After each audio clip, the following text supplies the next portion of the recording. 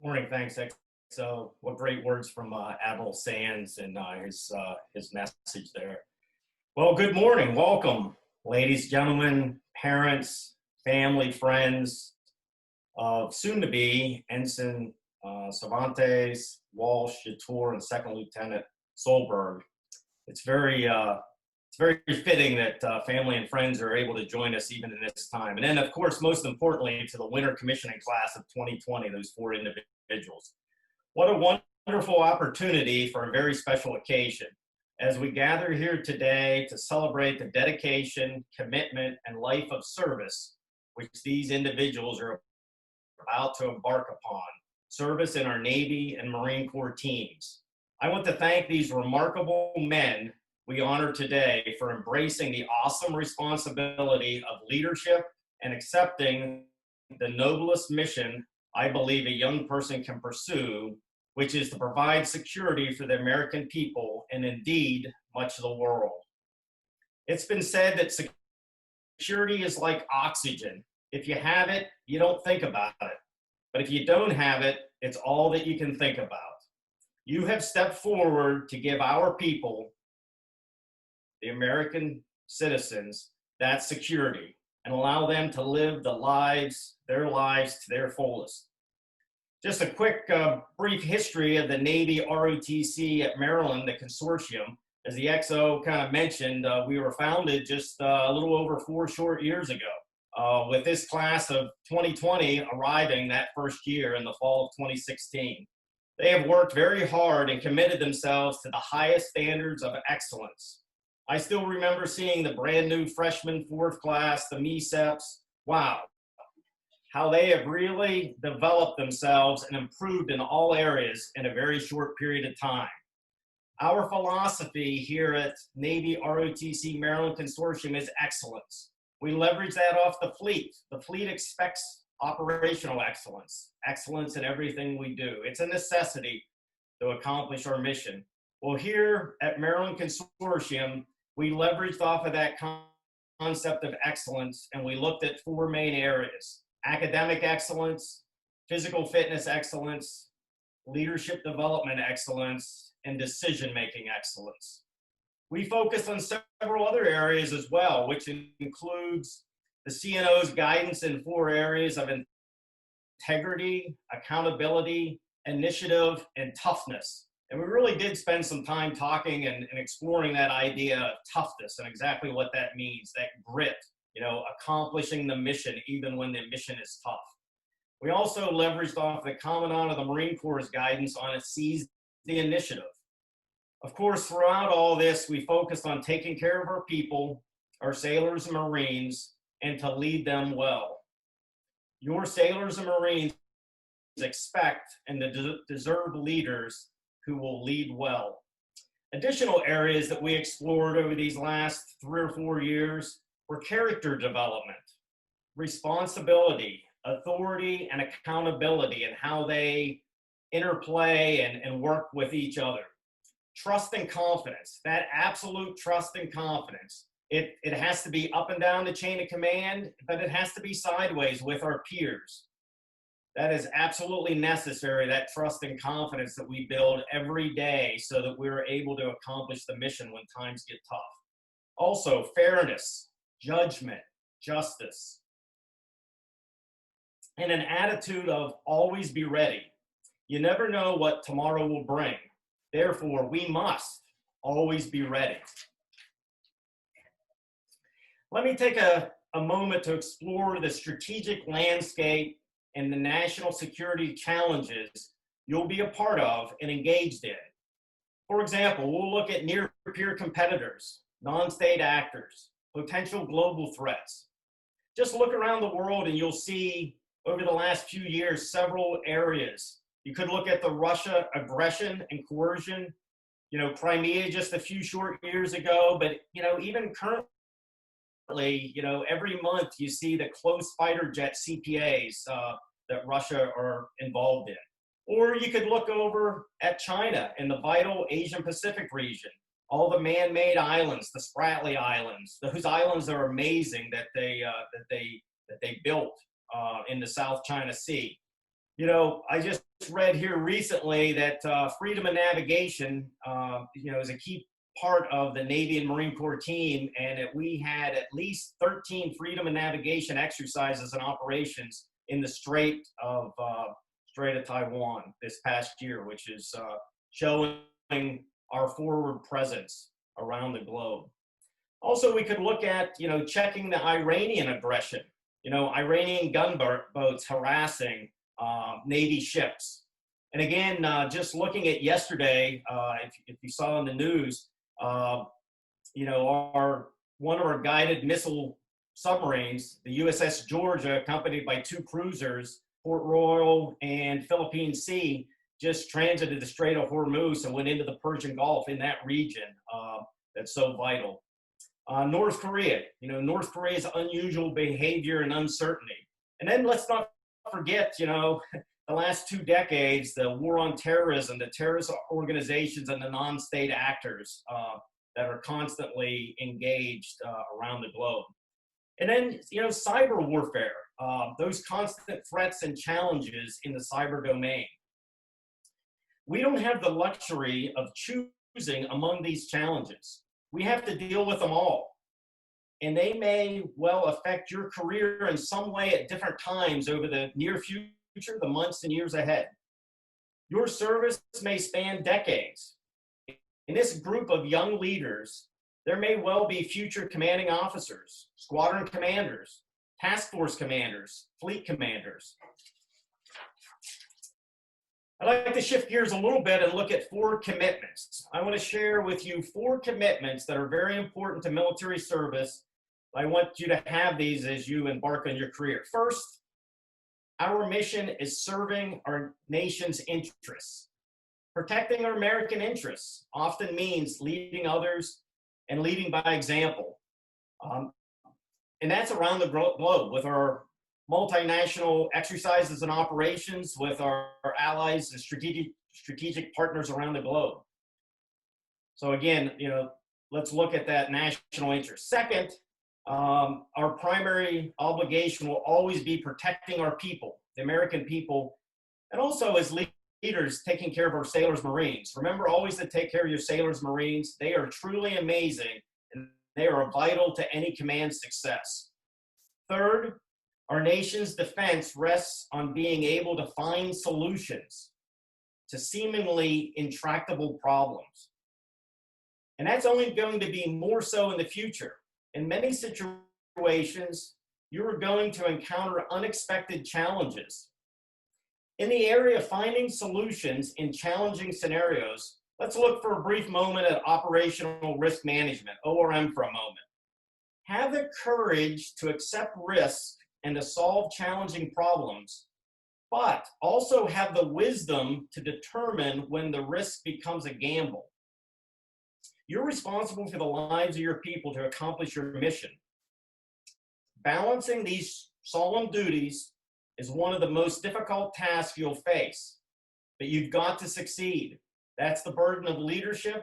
That's the burden of command. Train your team well. Always be ready. In the fleet and here in ROTC, that always be ready, we looked at planning, preparation, practice, practice, practice before execution day. We have to constantly assess. We have to constantly be providing feedback to our teams and capturing the lessons learned at every opportunity. That's all plays into making good decisions. Fourth and lastly, out of this group, the importance of being a leader of outstanding character. Leadership and ethics really matters. You have spent 4 years talking about, studying, and training yourself on the importance of character. In fact, as a capstone training event here in the Navy ROTC, you spent an entire semester talking about the absolute importance of character of the leader. How the character of the leader ties into absolute trust and confidence of the team. As you accept your commission, I want you to consider the words of George Washington, who told his own officers, remember that it is the actions and not the commission that make an officer, and that there is more expected from him than his title. These words have greater meaning as you start on your career. Character is a lesson you have to constantly learn, hone, and develop. You're never done. And it's a lesson you will continue to teach others, sailors and Marines, throughout your career. The CNO has provided a mandate for every naval officer in the Navy and Marine Corps to teach and train on strong moral and ethical decision-making continuously throughout your career. Everyone here knows how hard you have worked and the time and effort that you have put in to your arrival at this day. You're doing one of the most noble things you can do. We are all exceedingly proud of you. In summary, good luck. I wish you fair winds and following seas. God bless the winter commissioning class of 2020. God bless our Navy and Marine Corps teams. God bless the United States of America. Please join me in wishing congratulations to the winter commissioning class of 2020. Congratulations.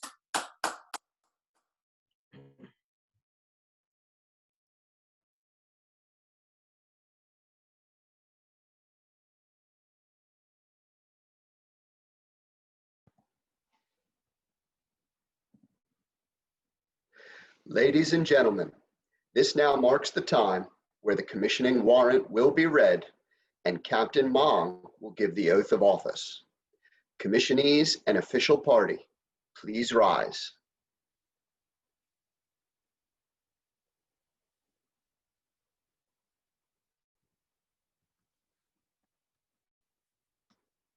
Attention to orders. The President of the United States of America, to all who shall see these, presents greeting. Know ye that reposing special trust and confidence in the patriotism, valor, fidelity, and abilities of these commissioners, I do appoint these officers ensigns in the United States Navy and second lieutenant in the Marine Corps, to rank as such from the 22nd day of December, 2020. These officers will therefore carefully and diligently discharge the duties of the office to which appointed by doing and performing all manner of things thereunto belonging. And I do strictly charge and require those officers and other personnel of lesser rank to render such obedience as is due an officer of this grade and position. And these officers are to observe and follow orders and directions from time to time as may be given by the President of the United States of America or other superior officers acting in accordance with the laws of the United States of America.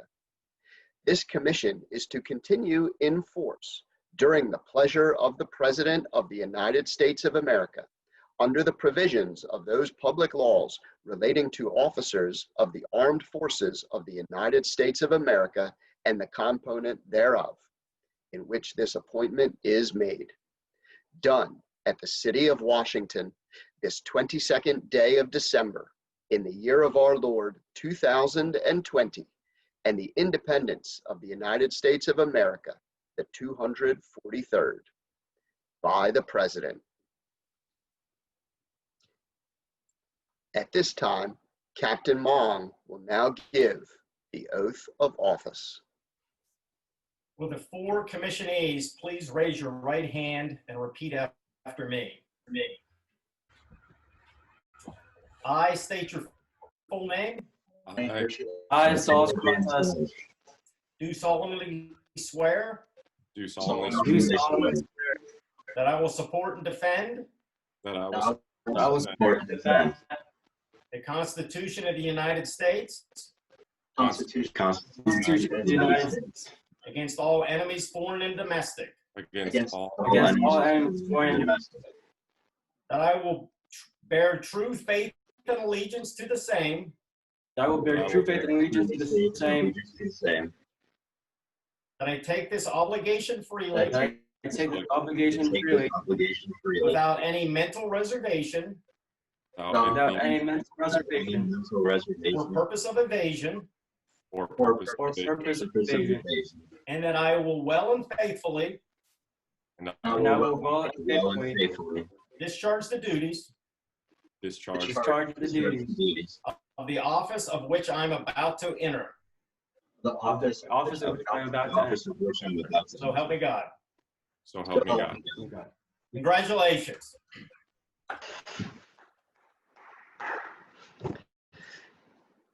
The family and friends of our newly commissioned ensigns and second lieutenant are now invited to help the newly commissioned officers in donning their insignia.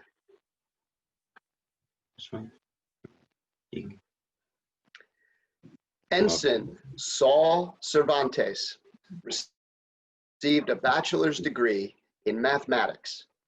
He has been designated as a student naval aviator and will be reporting to aviation pre-flight indoctrination in Pensacola, Florida.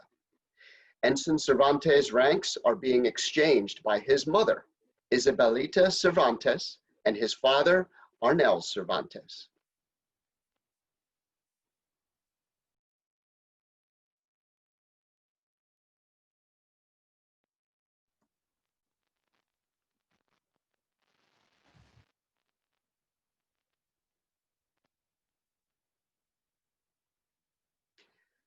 Second Lieutenant Trevor Solberg received a bachelor's degree in history and will be reporting to the basic school in Quantico, Virginia.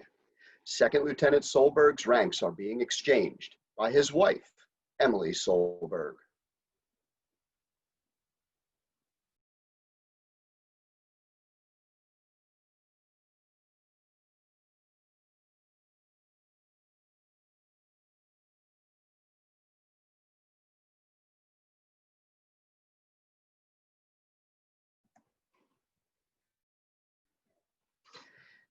Ensign Nathaniel Walsh received a bachelor's degree in Geographic Information Science. He has been designated as a student naval aviator and will be reporting to aviation pre-flight indoctrination in Pensacola, Florida. Ensign Walsh's ranks are being exchanged by his father, Matthew Walsh, and his mother, Jennifer.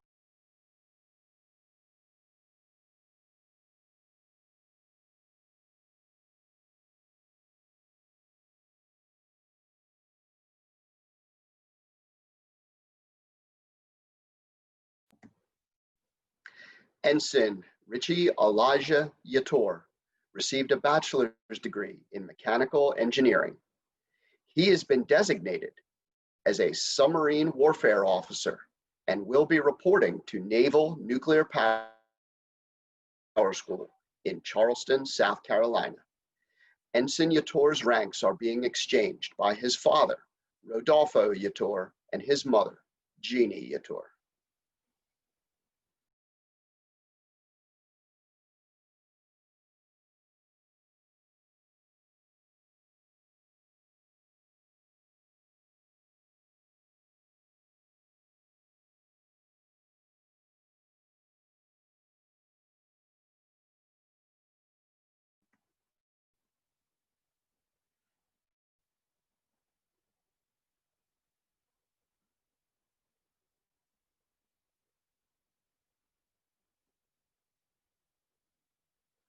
Ladies and gentlemen, please join me in a round of applause for the commissioning class of winter 2020.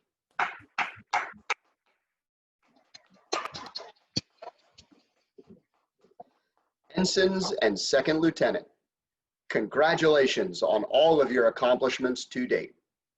You are joining the Naval Service at a time when your country is in vital need of strong leaders at every level. Looking out at you all, I am confident our service is in good hands.